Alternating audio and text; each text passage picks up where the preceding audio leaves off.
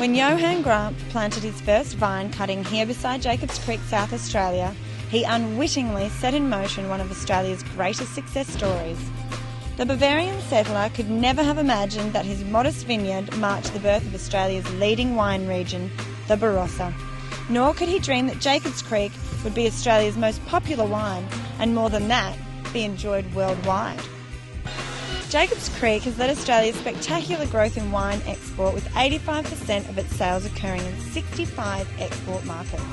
Its state-of-the-art home here in the Barossa is second to none.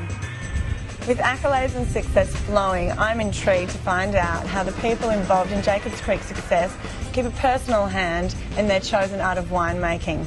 Well, today I'm lucky enough to be sitting here with one of Australia's premier winemakers, Bernard Hicken. Hi Bernard, how are you? Hi Millie, how are you? Good, thank you. So with Jacobs Creek being such a big business, do you find it difficult to keep your artistic approach to winemaking? No, we don't. I think it's, I guess from a winemaking perspective, and you know, one of my roles as chief winemaker for Jacobs Creek is to make sure that even though Jacobs Creek is a largely successful brand, and we sell it around the world, that we always maintain the artistry of winemaking.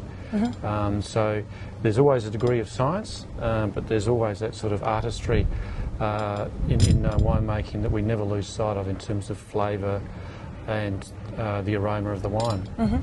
So with one eye on market success, how do you approach wine blending? Like I'm speaking particularly of your very successful Shiraz Cabernet. Well, what is important with blending is to maintain consistency of flavour. So that typically with something like the Jacobs Creek Shiraz Cabernet, we blend from different regions each year to maintain the same flavour profile. Bernard, you're now chief winemaker for Orlando Wines. Can you tell me how you got started in the industry?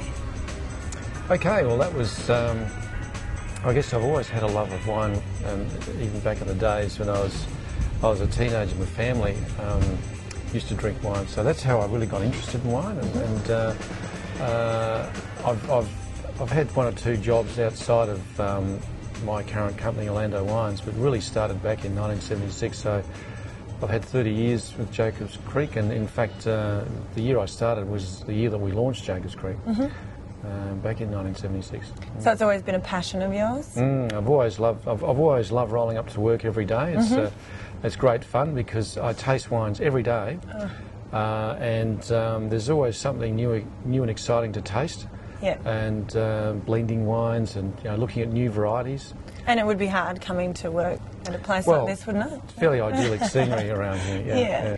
So Bernard, what is it about this region that makes it, so special for wine production? Yeah, well, the Barossa Valley is a very special region for Jacobs Creek.